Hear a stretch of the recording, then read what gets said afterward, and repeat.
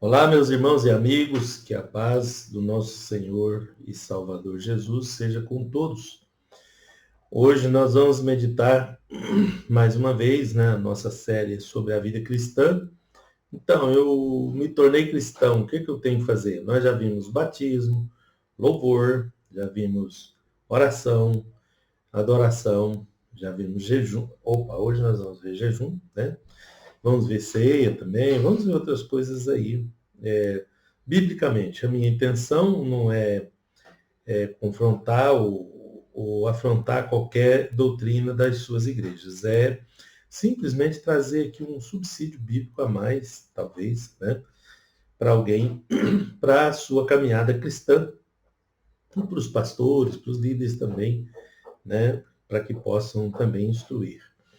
Eu vou falar de jejum hoje, vou começar com o texto de Salmo, capítulo 35, verso 13. Os versículos eu vou deixar aqui na descrição do vídeo, todos eles que eu vou utilizar, tá? Eu vou começar com esse, Salmo 35, 13. Mas quanto a mim, quando estavam enfermos, as minhas vestes eram um saco, humilhava a minha alma com o jejum, e a minha oração voltava para o meu seio. Então, aqui fala do jejum e da oração. Humilhava a minha alma com jejum e a minha oração voltava para o meu seio. Tempos difíceis, né? E estava o salmista aqui orando e jejuando para levar suas causas a Deus. Então, o jejum é uma espécie de adoração também. É uma forma de adoração também. Mas nós precisamos explicar isso muito bem, senão a gente leva isso para o lado errado, tá? A origem está lá no Velho Testamento também, eu sempre gosto de colocar para vocês a origem, né? Nesse caso aqui está em Levítico 23 também, tá? É uma das festas de Israel, que é a festa da expiação, são as 3 últimas festas de Israel. No canal tem um vídeo sobre as 7 festas, tá? E essa aqui é do grupo de 3 últimas, né? Onde nós temos a festa das trombetas, a festa da expiação, que é essa aqui, e a festa dos tabernáculos. Então, seria um jejum antes da vitória, né? Porque a festa dos tabernáculos representa profeticamente o milênio, e a festa da expiação seria essa consternação, esse jejum. Os judeus, uma vez por ano, eles fazem essa convocação. Vou ler aqui, ó. Mas aos 10 dias desse sétimo mês será o dia da expiação.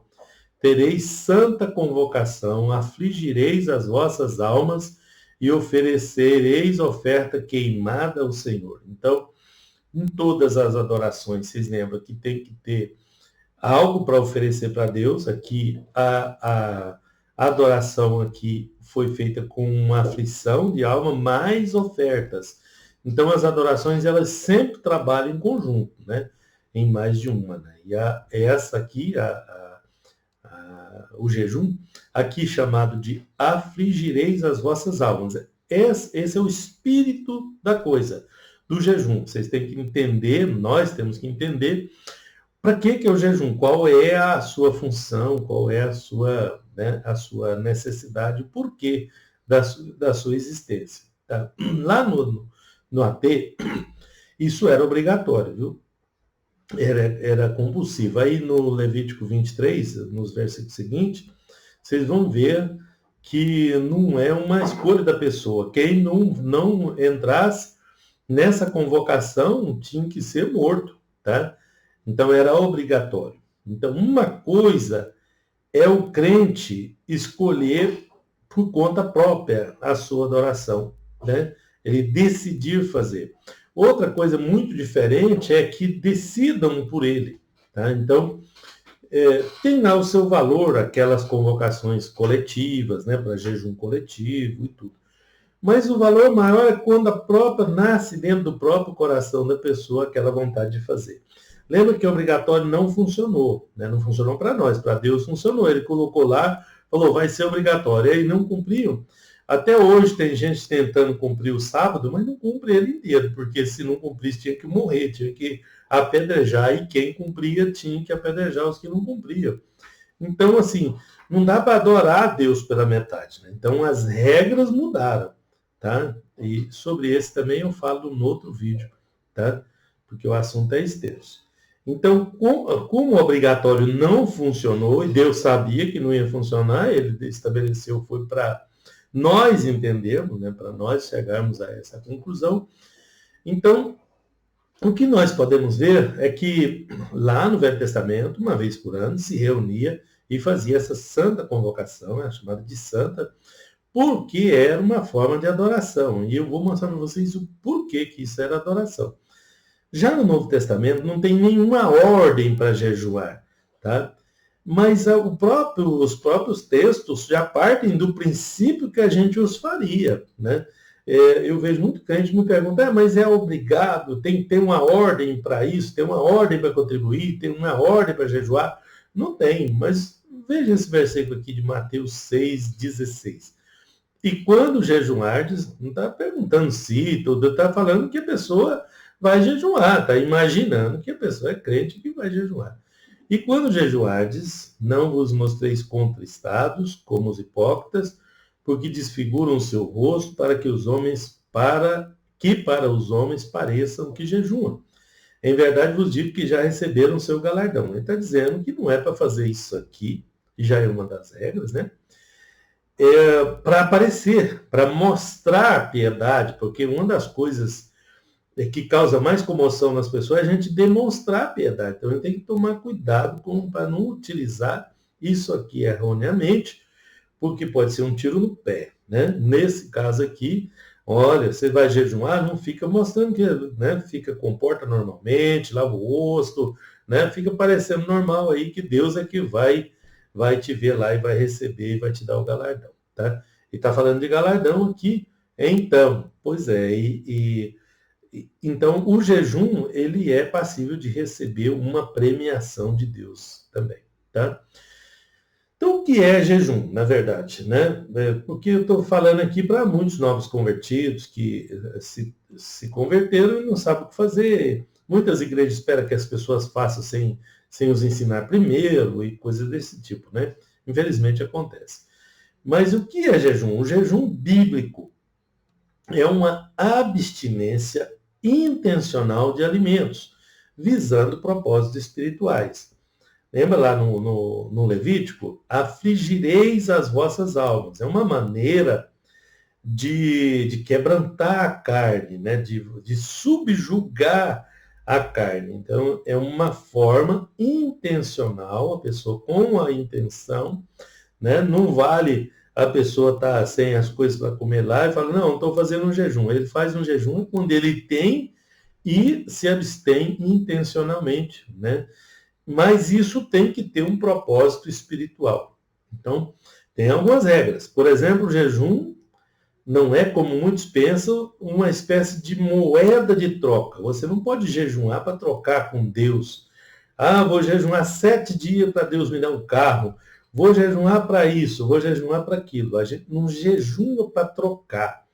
As adorações, elas são oferecidas para Deus. E não é uma coisa que você vai buscar nelas, né? Que você vai tirar delas. Você vai oferecer todas as formas de adoração. Também não é um sacrifício que por si só gera alguma recompensa, tá? Não é um tratado sacrificial, porque se vocês lembram que o sacrifício perfeito Jesus fez na cruz do Calvário. Então já não cabe mais sacrifício. Se eu for fazer um sacrifício espiritual, eu estou dizendo para Jesus que o dele não foi suficiente, o dele é suficiente. O sacrifício de Jesus é perfeito, não cabe repetição. Repetia no Velho Testamento, porque não era perfeito. Mas vem Jesus e faz o sacrifício perfeito. É uma aflição, afligireis as vossas almas, né? Mas não é uma barganha, a gente não faz isso para trocar com Deus, nunca. Nunca faça isso, porque senão acaba virando uma abominação, ao invés de uma vantagem, né? Desculpem, mas muitas igrejas ensinam isso, a pessoa trocar com Deus aí o jejum, tá? Chávida, no seu livro, ele diz assim, não jejuamos para ganhar alguma coisa, Jejuamos para nos conectar com o nosso Deus sobrenatural, né? E estamos limpando o canal que nos conecta com essa unção divina, tá? Então, isso é um quebrantamento, é uma aflição da alma. Isso tem um motivo, tá? De ser assim. Porque a carne quer ser mais forte do que o espírito. Aqui é uma forma da gente quebrar essa carne, para que a gente fique espiritualmente mais elevado, tá? Portanto, já que é uma aflição de espírito, desde a sua concepção lá no Levítico, né? Eu não consigo concordar com o jejum de coisas específicas, abstenção de coisas específicas, né? A pessoa vai almoçar, vai comer, mas vai jejuar de chocolate, né? Isso não é jejum, porque o jejum, por si só, ela é uma aflição da alma. Ah, mas é uma aflição para a pessoa deixar de comer chocolate, mas a carne dele vai estar fortalecida com o outro alimento. Então, eu, pessoalmente, não concordo com esses jejuns, nem é jejum, né? Tem gente já chamando isso de propósito, outras coisas, tentando trocar essas abstenções, esse sacrifício com Deus em troca de benefício diante de Deus. E isso é muito perigoso, né? E não é bíblico, não tem base bíblica, tá? Porque isso parece aquela autopenitência, aquela autoaflição que desde a Idade Média, antes, lá mais atrás, eles já faziam isso, né? As pessoas faziam, as igrejas, ensinavam as pessoas a infligir sofrimento, cortes, né? E dores a si mesmo, para, no caso, propiciar, né? Para tornar a divindade propícia a ele. Então, jejuar, na verdade, não é algo prazeroso, embora eu reconheça que os resultados do jejum não sejam prazerosos, tá? Mas o próprio ato de jejuar, ele é o que o Levítico diz, é uma aflição da alma. Porque quando a pessoa se vê sem a comida do corpo, a alma dele fica aflita, né? Ele não fica, ele sai do centro dele. Isso causa uma consternação, isso causa nele uma dependência, né? Um sentimento de que ele depende, não só mais dele, né? Muito grande. E produz um tipo de tristeza. É isso, pastor? Tristeza? Sim, Paulo ensinou aos Coríntios sobre isso, em 2 Coríntios, capítulo 7, verso 10. Porque a tristeza, segundo Deus, opera arrependimento para a salvação, da qual ninguém se arrepende. Ela opera o arrependimento. Mas a outra tristeza do mundo opera a morte. Tá? Então aqui vemos duas tristezas. Uma tristeza segundo Deus e uma tristeza segundo o mundo. Quando a gente jejuma, dá aquela tristeza segundo Deus. Tá? Nos faz refletir as coisas de Deus, a nossa dependência de Deus e tudo que se refere a isso, tá? Tudo que se refere a Deus, tá? Então, essa é, né, dentro das regras, isso vai produzir o necessário. Então, o jejum de si mesmo, sozinho, ele não tem muito valor, porque ele não serve para me fazer troca, para fazer barganha. Ele serve para me conectar com Deus, me ajuda a me conectar com Deus. Então ele aparece sempre em conjunto com a oração, porque o que vai fazer efeito é a oração. Mas essa oração pode ser potencializada. Veja Mateus agora, Mateus capítulo 17, versículo 21. Mas esta casta de demônio não se expulsa senão pela oração e pelo jejum. Então, se a pessoa jejuar, aí quando ele orar, o demônio sai. Então, não é o jejum que vai expulsar o demônio, é a oração. Mas aquela oração fortalecida pelo jejum. Será que eu consegui ser claro? Tá? Então, o jejum é uma forma de quebrar a carne, me conectar com Deus para que eu possa fazer uma oração mais adequada. Bom, não é só essa adoração que é conjunta, né? Então, quando eu oro, e vou pregar, a minha pregação fica melhor do que quando eu só prego. Quando eu canto em jejum, o meu cântico espiritual, estou falando para os homens ver, não, vai lá, volta lá nos vídeos e dá uma olhadinha lá no vídeo do louvor, no vídeo da adoração, tá? Para você entender tudo isso daí, tá? Então, aqui mesmo diz que a oração foi fortalecida pelo jejum. E eu afirmo para vocês que as outras adorações também, elas sempre funcionam melhor em conjunto, mais de uma, tá? Bom, alguns exemplos. Primeiro vou pegar o de Atos 14, verso 23. E havendo-lhes por comum consentimento eleito anciãos em cada igreja, orando com jejuns, o encomendaram ao Senhor os que haviam crido. Então, orando com jejuns, então eles já tinham aprendido com Paulo a potencializar a sua oração com jejum. Lembra que lá no Velho Testamento era só uma vez por ano que eles jejuavam. Já Paulo ensinou às pessoas que essa adoração era muito mais que isso, tá? Que aquela lá era obrigatória, mas que agora ela é voluntária, ela é poderosa. Olha, essa adoração que eu estou falando para vocês hoje, que é o jejum, é a mais negligenciada, tá? E a mais corrompida, que as pessoas corrompem e se utilizam e se apossam dela de forma errônea, antibíblica inclusive, tá? Temos mais, temos o caso da profetisa Ana, Lucas 2, 36, 37, que estava ali a profetisa Ana, filha de Fanuel, da tribo de Asser, né, no hebraico é Asher, e esta era já avançada em idade e tinha vivido com o marido 7 anos, desde sua virgindade. E era viúva de quase 84 anos, e não se afastava do templo, servindo a Deus em jejuns e orações de dia e de noite.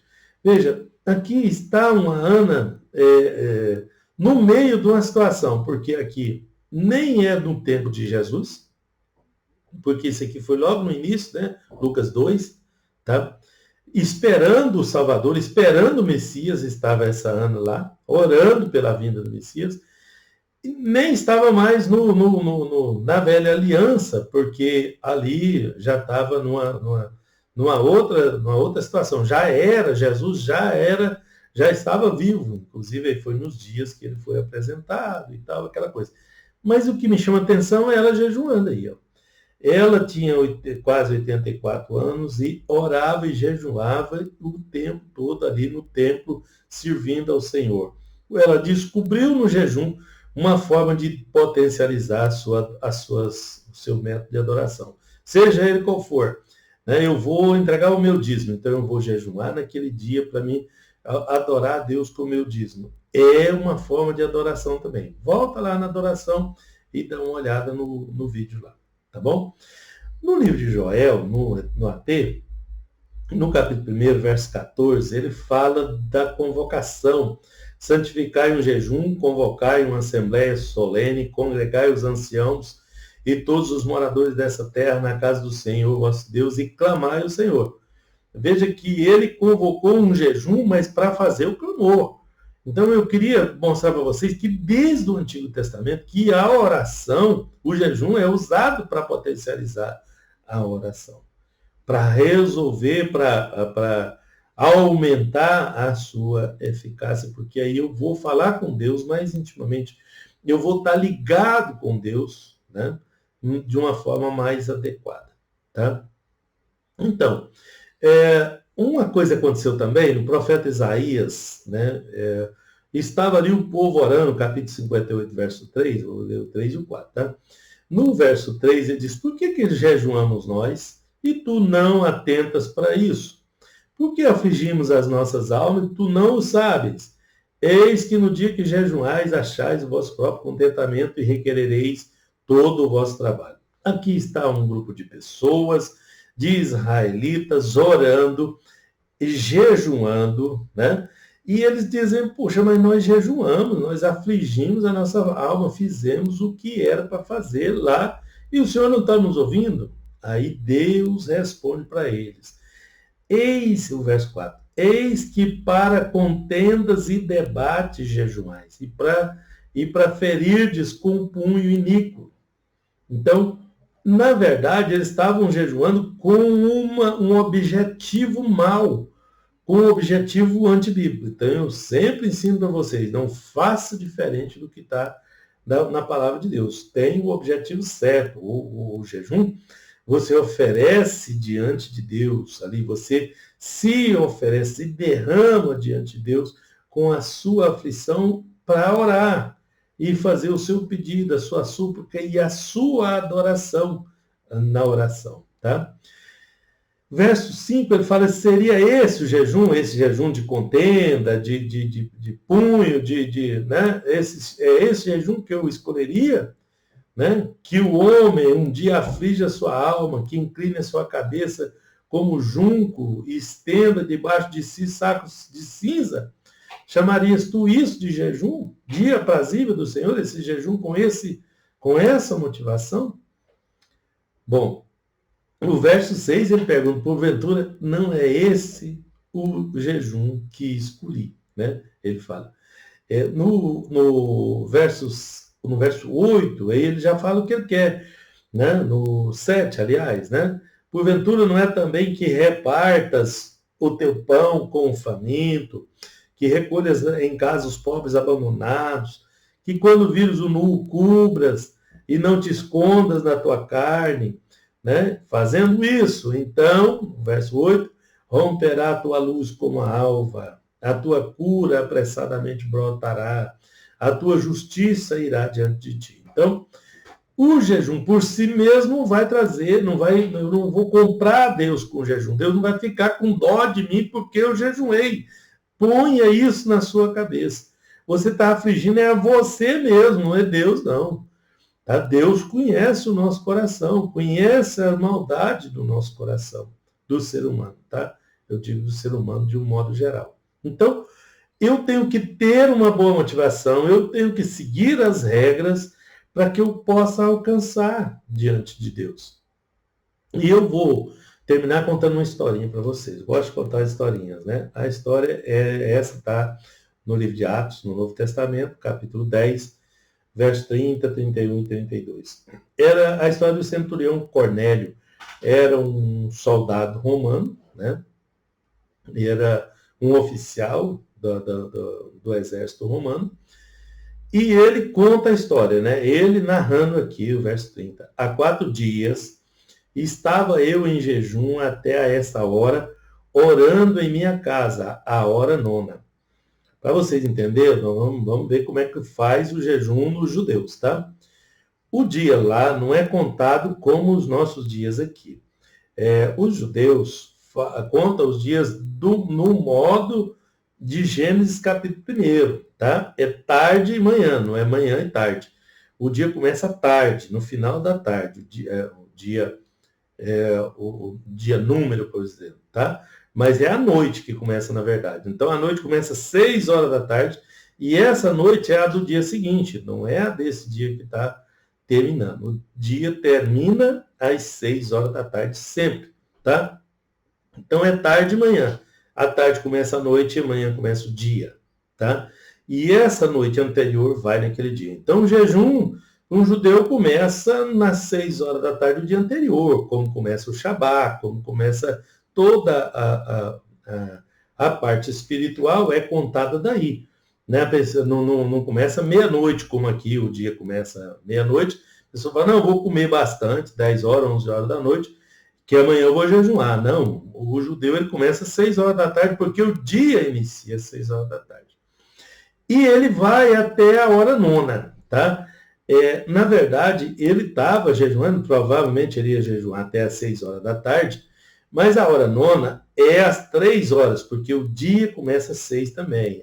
A noite começa às 6, 18, né, no caso, daqui do Ocidente. E o dia começa às 6 da manhã, né? Das 6 às 15 horas, que é a hora 9. A primeira hora é às 7, a segunda é às 8, a terceira é às 9, entenderam?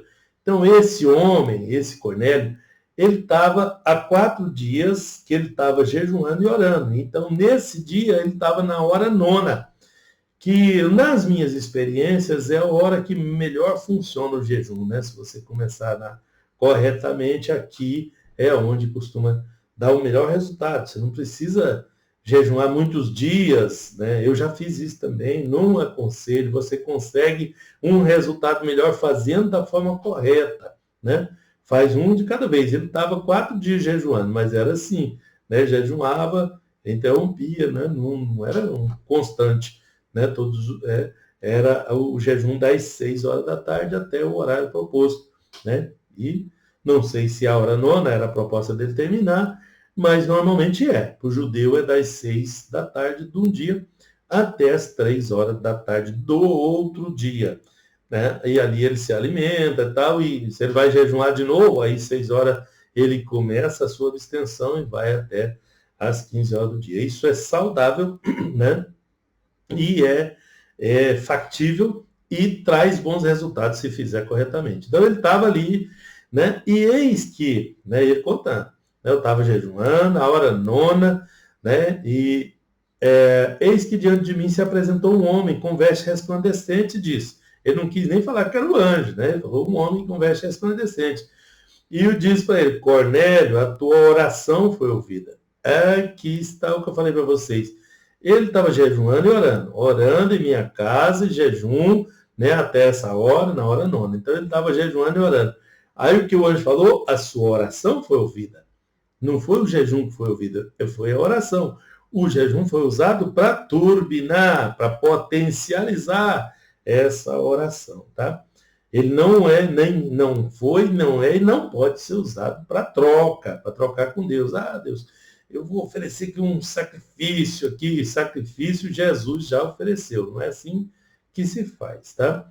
E o anjo falou para ele, tua oração foi ouvida, as suas ofertas, as suas esmolas estão em memória diante de Deus, tá? Olha, a outra adoração dele foi recebida também, porque às vezes, se a gente fizer errado, a gente gasta o dinheiro da gente à toa e Deus não recebe como adoração. Vou falar desse tipo de adoração em outro vídeo também, que é as nossas contribuições, tá? E o verso 32, ele dá lá para ele o jeito que ele vai ter que fazer. Envia a Jope é um porto marítimo lá em Israel Antigo, e manda chamar a Simão, que tem por sobrenome Pedro. Aí falou para o Cornélio, vai lá, manda chamar Simão, que ele vai te falar o que ele tem que fazer aqui com você e sua casa.